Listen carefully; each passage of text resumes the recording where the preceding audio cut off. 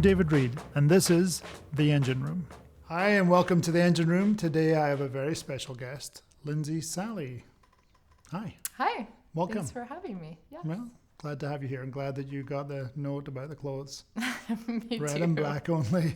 Don't you know it's harder for a girl to change than a guy? You should have changed your outfit. Wow. Kind of ruined the whole interview there. Thanks. Yeah, sorry. Okay. Off to a bad start. So, Lindsy, where were you born? So I was born in Odessa, Texas. What? Yes, which sounds very oil I field. thought you were going to go Russia. but Sounds very, yes, not Odessa, Russia. No, not Russia, but I yeah. was born in West Texas.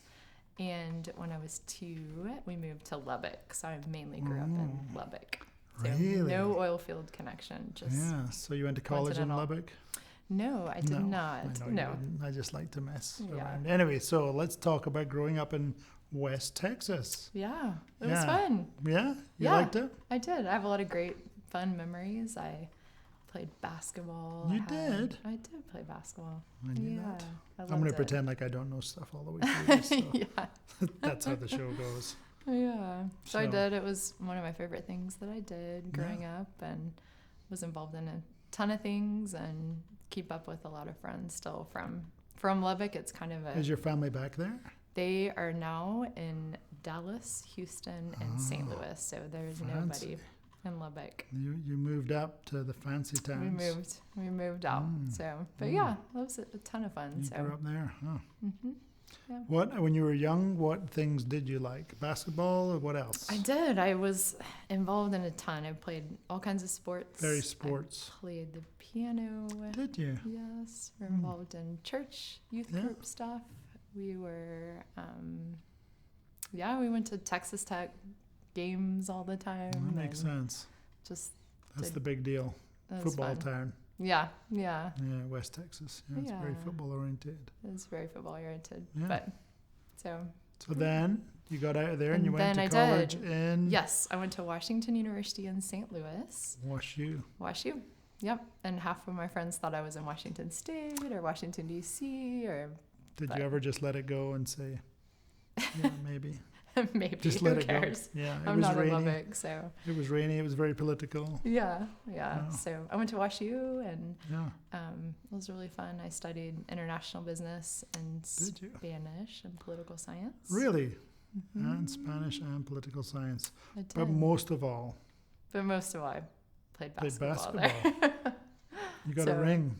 I did get a ring. Yeah, I kept the bench nice and warm the year that I got the ring, but I got a ring. Good so, bench job. Yeah. Yeah, That's but cool. it was fun. It was I went there because it was a great school. That was actually, Yeah. so much as I love basketball, I Yeah. think more importantly, it was more important to pick a good school for Yeah.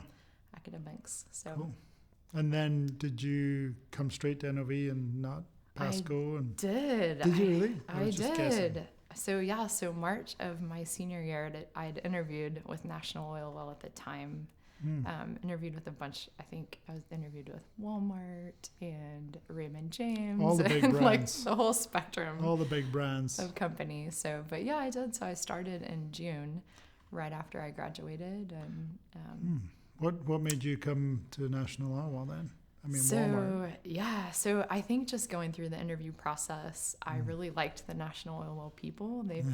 felt like a family. They had fun together. It was a couple different interviews, and their rapport was really good. And they were more casual but professional. And I felt like it felt less scripted than a lot of the other interviews, and just more like I could see myself working with these people.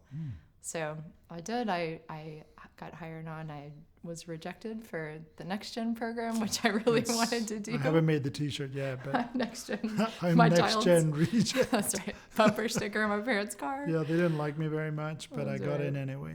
I did. Yeah. So I started in mission and using my Spanish skills a little bit really? for inside sales in Latin America. Really? So That's something I Yeah. didn't know. yeah. I knew you yeah. were rejected. I didn't know what you did. I did. Yeah. So, but yeah, and I've been here since 2004, so it'll be my 20th year. 2004. So next you year. turned up right as merger was happening. I did. Just right before it. So it was good timing because in 2005, right about the time of the merge, I took over the Next Gen program. Took it over. Took it You over. showed them. Another bumper sticker.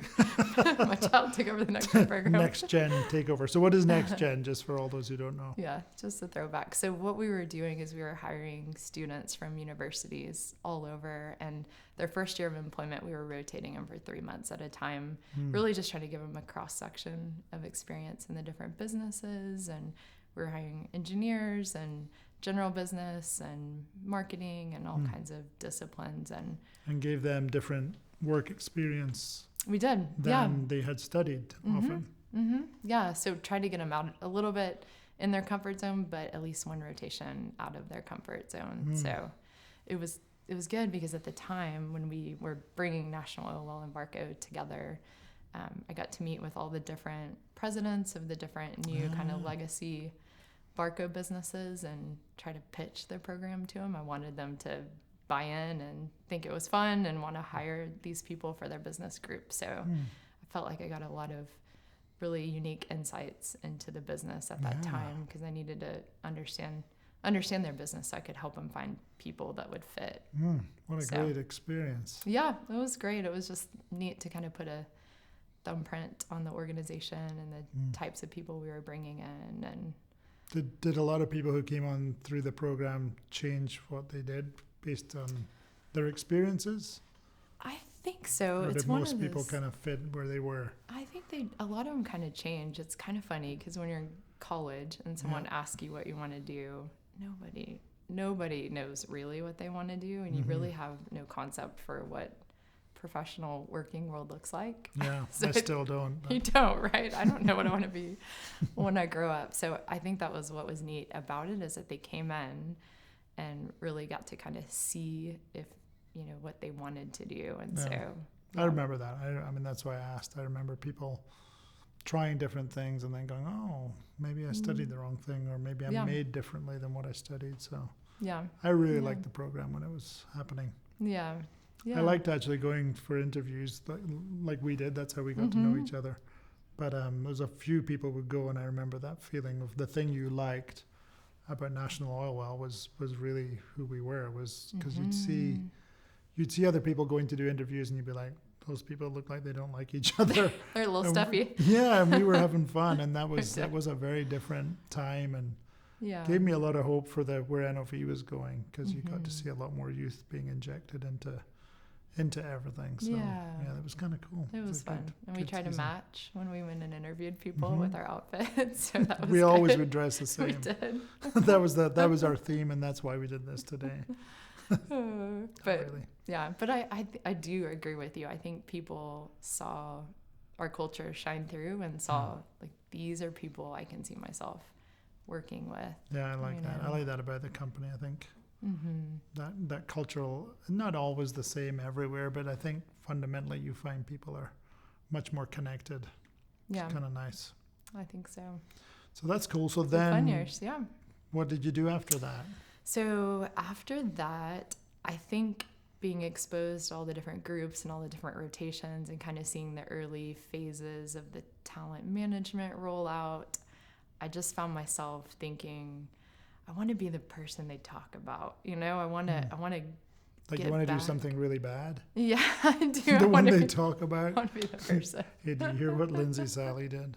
No, I want to be on the map. I want to be part of, I enjoy the personnel side and the opportunity to bring people into the organization, but I want to be doing the work.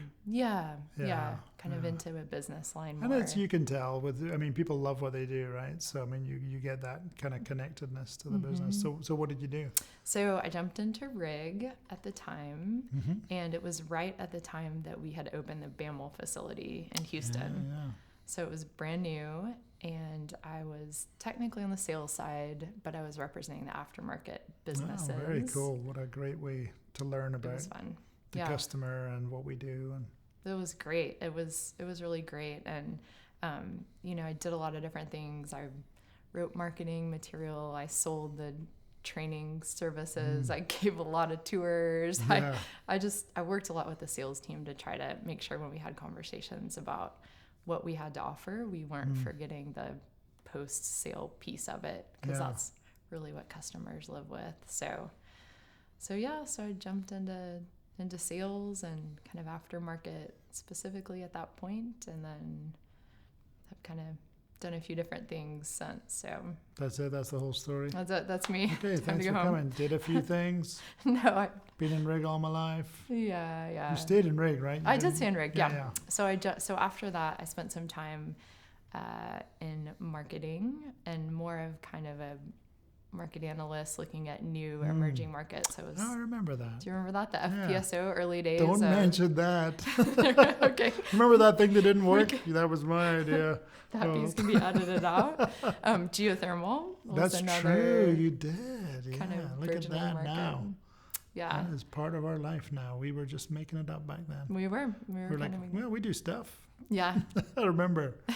Yeah, that was interesting. That was an interesting time. Yeah. It was, yeah. Yeah, looking into what's possible. Yeah, and kind of we had started to get requests from customers for high temperature elastomers, and there were some trends in some of the sales data. So I think they said just needed someone to go focus on it and see if it was really going to be something. So I remember that. did that. I did kind of the strategic marketing analysis side, and then jumped into my first sales job. Actually, in my marketing role, I had the opportunity to participate in the Purdue sales management program. That was amazing. And I felt like all an the fun imposter. stuff. I Oh, did. really? I mean, I feel like when That's good. they first asked me, I thought, Me? I mean, I'd love to, but I'm in marketing. I'm not a salesperson. I don't know how to sell. I know. I don't.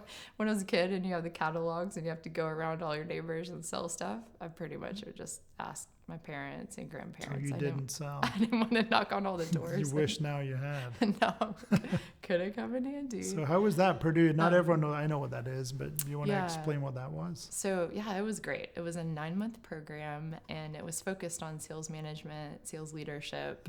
Throughout the course of the 9 months, we had to do.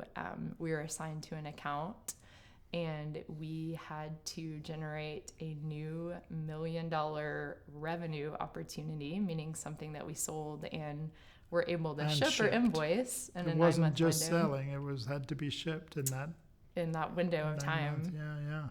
So my team was assigned to Halliburton, and it was a mix really of different kind of salespeople from, at the time, distribution and rig and downhole. Yeah, all across the company. All around the world as well. Yeah. So that was, I mean, that to me was, I went into that program feeling a little like, wow, I feel honored that they asked me, but I don't think I'm a salesperson. And then I came out of it thinking, I love sales. This is awesome. This is really what I want to do. And I think historically in the world I grew up in, there was not a lot of women in sales. And so that was part of their challenge, I think, was like, well, we need to be more diverse. So you were probably pioneering some of that. I mean, we had people in sales, but it was pretty new. Did you find that it was, you were different, or you were just like, I fit in fine with this? No, I felt like I fit. I felt young for sure at the time. You know, that was. You probably felt more, young because you were young. I was young. That's where that feeling came from. And so because most of the people were probably, well, I don't know. Was it a diverse in age? I can't remember. Yeah, I was probably on the younger end. You were on the younger end, of it. So I was for sure young and then inexperienced in sales, and I felt like, more kind of jumping into my first sales role after that. I felt never really different being female, but I did feel like, oh my goodness, I have 7 years of experience, and all these people have worked on rigs for 30 years, and they're gonna question. I mean, you'd had good experiences. I think working around repair and service, that was probably a good exposure before getting there. Yeah. So you'd seen stuff, you'd been around things, but that would have been interesting. But I mean, it was a great course. I enjoyed Purdue. And so did you make your money? We did not, but we had so we focused on a refurbishment program, and probably it was a neat thing, and we had enough jobs lined up, but the timing of the jobs kept moving a bit to the right. So the total contract value was above $1 million, but the actual completed jobs was probably $400,000 by the end of the program. So But it was true. Not only the $1 million target, but it had to be true incremental new That's business right. for It couldn't us. be And something that was already happening. And right. Although some people may have done that. They may have done that, but hand on our hearts, we had That's a right. You did brand the real new kind of thing. business line. I felt like I learned a lot, and I really enjoyed working with Halliburton. Yeah. And we honestly, quite frankly, we did a lot of just kind of like reaching out to the business groups and finding out their contacts, and then just doing a lot of cold calling. And I think the Halliburton team at the time, they were excited. They seemed excited to help us and support us. We were pretty forthcoming with, here's what we're trying to do. We're in a competition. We're in a competition. We need your help. We want to do something that's valuable for you. We know it was 2009, so it was really a blip. The market wasn't great. Yeah, true. Yeah, that's right. Which it is would why have we been kind hard. of pivoted to refurbished. Wow. OpEx versus CapEx. Yeah. But, so it was fun. Did you change your job after that? I did. So yeah, that rolled into my first, so the geothermal market research kind of rolled into a sales role, my very first account management role. And that role was also really fun because I was based in Houston. So while I was here, I had worked with operating companies. So I worked with Chevron and ConocoPhillips primarily. Yeah. Then I kept Halliburton. Oh, really? Okay. Yeah, and worked with they had like the Boots and Coots piece of their business they had just acquired. And I had other rental companies, Patterson Rental. So that was kind of in Houston, working with operators, trying to influence technology, but then also working with people that would buy directly from you. So it's kind of a good, I can get purchase orders, but I can also talk about the future. Yeah. And then I had California and Nevada overall as a region. So geothermal plus all the different service, drilling contractors, operators out there. And it had been a while really since we had on the rig side coverage out there. So it was also I remember now. I remember we went to Chevron. Yeah, we did. Coming back to me. Yeah. So I had, That's right, yeah. ultra deep water, and then I had Bakersfield, That's California. right. So from a learning experience, it was really incredible. Great. Yeah. So and how did your career go from there? So from there, the great old reorganization. We the rig division split into land and offshore. That's right, yeah. From that, and so I was asked to take the land marketing team. So it was neat. We kind of built out a structure around all the things that marketing supports. Not as cool as marketing is today, but we were trying to. You started it. Trying to start on the cool path. Yeah. So I did that for a few years, and then I was really itching to get back into sales. Yeah, isn't that wild? You enjoyed it. I did. Even in marketing, it was fun because I tagged along a lot with the sales team. Yeah, but you knew you liked that interface with the customer. I did, and I wanted to drive business and get orders and be kind of on the front of that. So after that, I moved into a sales role, and so I had responsibility for Europe from a kind of a land capital equipment sales, but then I also had an aftermarket sales team. Yeah. So two different kind of facets to my role, and that was really neat. And the aftermarket piece, I'd done that personally, just kind of for about 18 months, years before, but this was really building out a team to go after that repeat business that you can get on the aftermarket side. Really, let's go after repair jobs. Let's find out why we're losing service business. Let's find out what we can bring to people that's compelling and not just a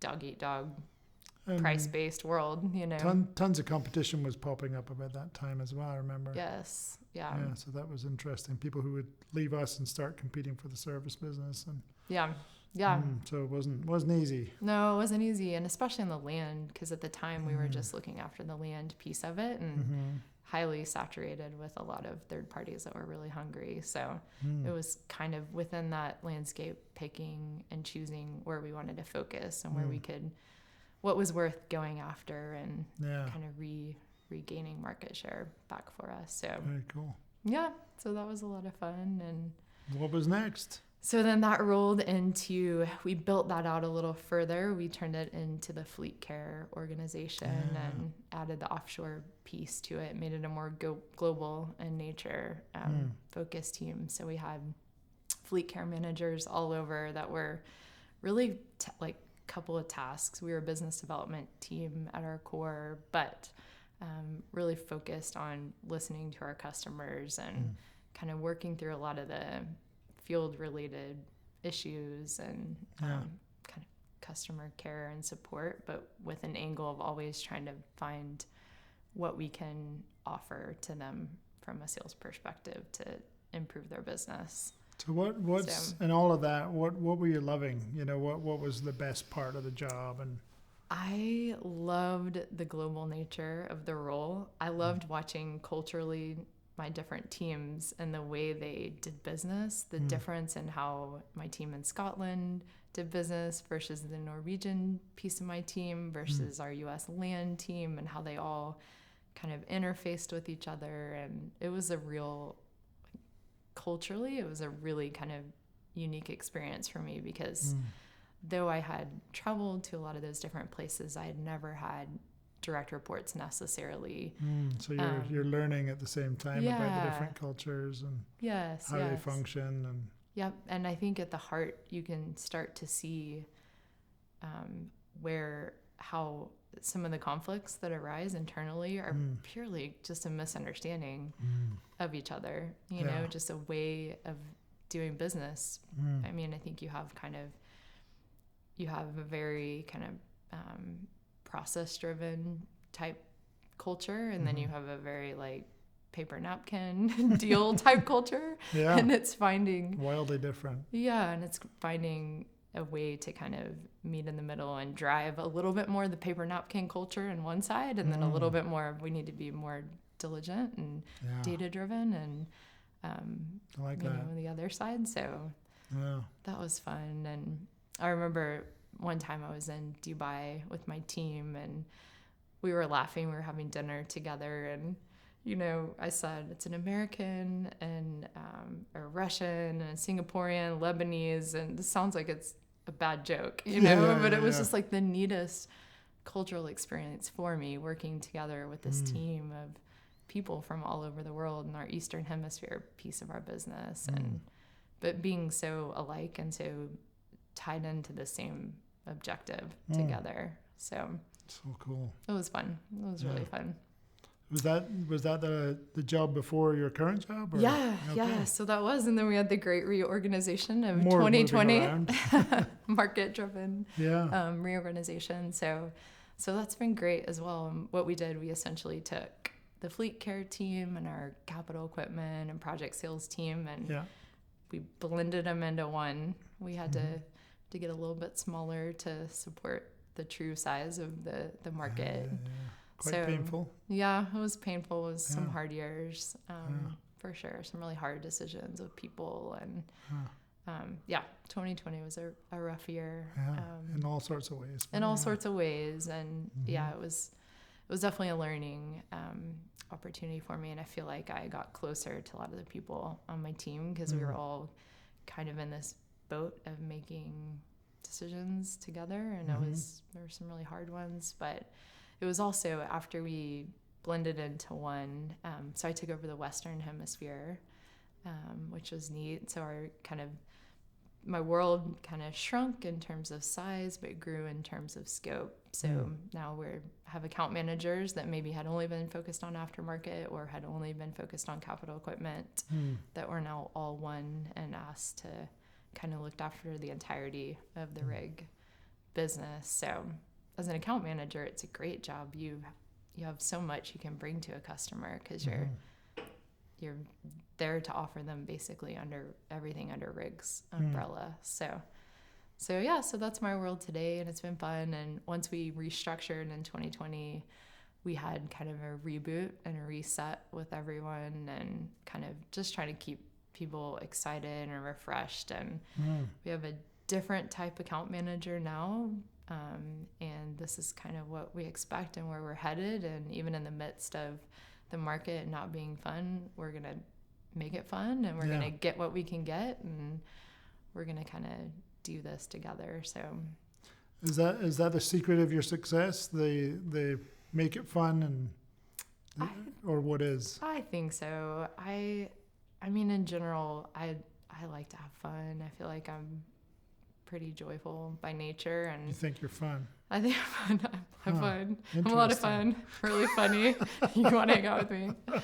No. You are a lot of fun, but it's an interesting culture that you set, I think, when you kind of say, okay, there's hard things to do, but misery doesn't have to be our style. I hope so. Yeah. I just in general, I feel like I'm pretty optimistic, and there's so much that can get you down, especially with what was happening in the market and just life. Some really hard years for Rig. It was some hard years. Yeah. So I think we have kind of pulled together and done our best to make it fun. And now it's fun. Like now, you work really hard for every single order you get. There's literally nothing that just falls in our laps. Yeah. So it's also very rewarding. All uphill, but there's is. Good rewards. Yeah. It is. It's really rewarding now. And then things start to click, and you finally feel like some of the things you put in place in the really hard times are starting to materialize. So what do you now do for fun on your own time? So for fun, I like to run. I like to read. I have But not at the same time. No, I don't, because it's not very safe to do that. Good. Safety is important. We have 2 little boys. We have a 9-year-old and a 6-year-old. Nice. And so I coach a lot of their things and volunteer at church Any with basketball? them. And definitely coaching some basketball, some 3rd grade and kindergarten basketball. Nice. So it's super fun. I just love just encouraging them and watching them learn over the course of the season. And very cool. Coach soccer. I don't know anything about soccer. I did some That's YouTubing, but they were 6 years old, so I felt like we could wing it a little bit. Do you watch soccer? Honestly? No, we honestly don't watch much of anything on TV. The women just won themselves a cup. I know. Did you know? Did you really know? I did not. I'm just telling you. I totally You're just trying to no pretend. idea. Yeah, of course I know. No. It wasn't the World Cup, so no good news clue. there. But okay. So but soccer, actually, that's when I would say watching the boys play soccer is fun. Right up there.